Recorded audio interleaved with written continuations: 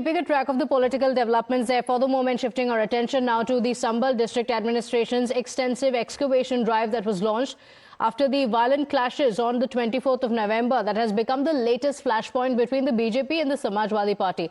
Taking a dig at the UP Chief Minister Yogi Adityanath, the SP Chief Akhilesh Yadav has said that the UP Chief Minister's house should also be excavated because he believes there's a shivling beneath it. This sarcastic remark comes when a Samajwadi Party delegation led by Mata Prasad Pandey, the leader of opposition in the UP Assembly, visited Sambal and met the families of the deceased and offered them 5 lakh rupees as compensation.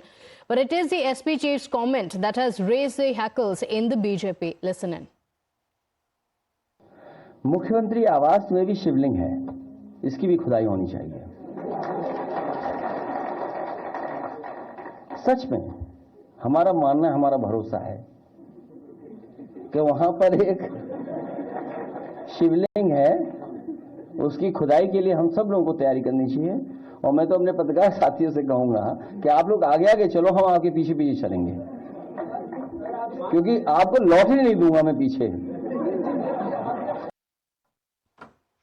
So this was the comments that was made by Akhilesh Yadav. The BJP on expected lines has called Akhilesh's shivling remark a deliberate insult to the Sanatan Dharma. Some have also reminded Akhilesh of the time when he was the chief minister and how in the year 2013 the entire state machinery was used to hunt for 1,000 tons of gold in Unnao just because the seer had claimed that he saw it in his dream. Here's what the BJP leaders are saying.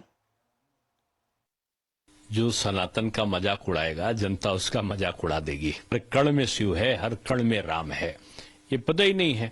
और एक जिनको कहते हैं भगवान शंकर के पितृरूप के रूप में हम भगवान गोरखनाथ जी को देखते हैं।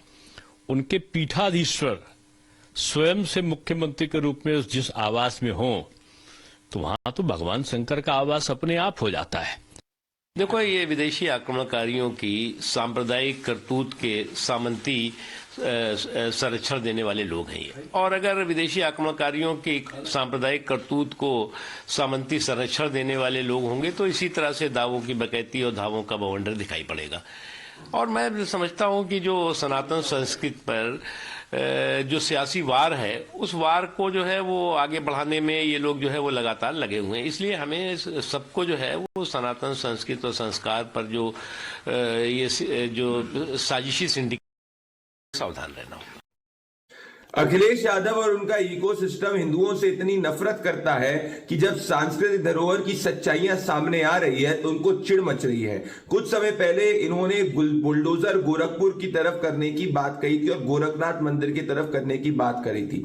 आज जब संबल का सच, संबल का सनातनी सच देश की जनता के सामने आ चुका है तो अखिलेश यादव और उनके पूरे इकोसिस्टम को मिर्ची लग रही है। इनको मिर्ची इसीलिए लग रही है क्योंकि इनके मन में हिंदुओं के प्रति नफरत है और ये नहीं चाहते कि सनातन भारत की सच्चाई और हमारा पुराना इतिहास जो देश की जनता के सामने आए वो आते जाए। इनकी सरकारें हुआ करती थी तो ये कार सेवकों पे गोली चलाया करते थे। आज अयोध्या से लेकर संबल तक सनातन भारत का सच देश की जनता के सामने है। कभी कोई हिंदू धर्म को धोखा बोलता है, रामचरितमानस को जलाने की बात करता है, रामचरितमानस को अपमानित करता है। कभी कोई बोलता है कि राम मंदिर की प्राण प्रतिष्ठा नाच गाना है, कभी कोई बोलता है द्वारका में नाटक हो रहा है, कोई सनातन समाप्त और सनातन को बीमारी बोलता है, कभी मठाधीश को गालियां दी जाती है। पर क्या जो टिप्पणी शिवलिंग पर या मठाधीश पर करते हैं अखिलेश यादव, किसी मदरसे पर, मस्जिद पर या मौलवी पर करेंगे? नहीं करेंगे और ना करना चाहिए। मतलब कि हिंदू आस्था पर करो चोट ताकि मिले वोट बैंक का वोट, हिंदू आस्था को दो गाली क्योंकि लेनी है वोट बैंक की ताली। Well, the Samajwadi Party's Abu Azmi is doubling down on the BJP, backing his party chief's comment. In fact, he says the way people of Sambal are being troubled non-stop by excavations, even excavation activity should be taking place at the chief minister's residence to find out if there is a murti beneath his house. Listen in to the reactions from the SP. बिल्कुल सही कह रहे हैं, वो रोज तंग कर दिया लोगों ने। रोजाना सिर्फ एक ही काम है कि 500 साल 800 साल पहले पुरानी मस्जिदें बनी हुई, उसके पहले क्या था क्या नहीं था, उसके बाद इससे मंदिर है। हमारी जो भाईचारगी आपसी है हिंदू मुस्लिम की, उसको खत्म करके गंगा जमुनी तहजीब को बर्बाद करने के लिए ये सब जो पोलराइजेशन के लिए हो रहा है ना, मैं समझता हूँ देश के लिए नुकसानदेह। अखिलेश भाई ने जो कहा बिल्कुल मैं उसको सपोर्ट करता हूँ। भारतीय जनता पार्टी से या उनके किसी सांसद से आदरणीय अखिलेश यादव जी को सनातनी होने का इसका सर्टिफिकेट भाजपा से तो नहीं चाहिए। कौन है ये राजपूत, क्या बेचते हैं ये, इनको किसने अधिकार दिया है कि तय करेंगे कौन किसका वंशज है, कौन क्या किस धर्म का पालन करेगा। तो देखिए ये लोग वो हैं जो आदरणीय अखिलेश यादव जी पर सवाल उठा के सस्ती लोकप्रियता चाहते हैं। इनको कौन पूछ रहा है, जनता नकार चुकी है भारतीय जनता पार्टी को। इसलिए भारतीय जनता पार्टी इस ऐसे सवाल इसलिए उठाती है कि जनता का ध्यान मुख्य मुद्दों से हटाया जा सके। देखिए, जिस चीज को बीजेपी हमेशा ये कवर करने की कोशिश करती है कि वो सनातन के मजाक की बात नहीं है। ये देश बहुत सी सभ्यताओं से होके गुजरता हुआ यहाँ तक आया है, तो कहीं ना कहीं जब आप कहीं खुदाई करेंगे तो कुछ ना कुछ निकलेगा। सफल महाकुंभ समाजवादी सरकार में हुआ था कि जब वहां पे करोड़ों करोड़ लोग आएंगे, क्या वो निमंत्रण से आ रहे हैं?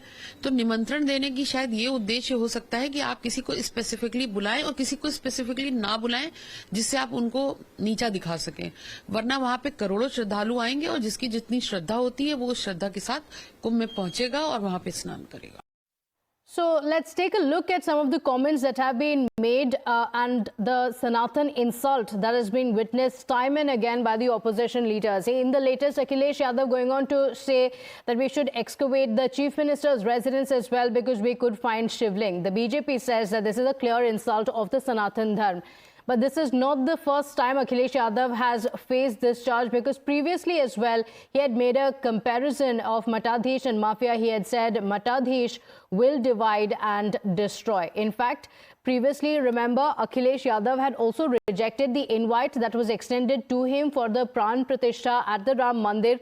Even though the invite was given to him, he did not attend the consecration ceremony. In fact, Akhilesh Yadav is not the only leader within the Samajwadi Party who is facing the charge of insulting Sanatan time and again. There are other leaders of the party as well, including Shivpal Yadav, who had justified the firing on Kar Sevaks, and the statement was made by him on the 18th of January, just before the Ram Mandir consecration. In fact, Ram Gopal Yadav had also previously said that Ram Mandir looks bekar at a time when people were talking about the temple and the opening of the temple. He insulted the temple as well.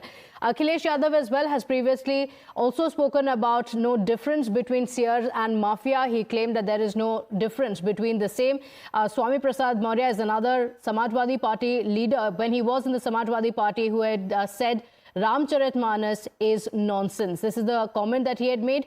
Akhilesh Yadav, of course, had also spoken about directing bulldozers towards Gorakhpur. And Swami Prasad Maurya previously also going on to say that Hindu religion is a fraud. These are the insulting statements that had been made, no action being taken against him as well. In fact, at the SP and BSP slogan of the 90s had also spoken about the same. In fact,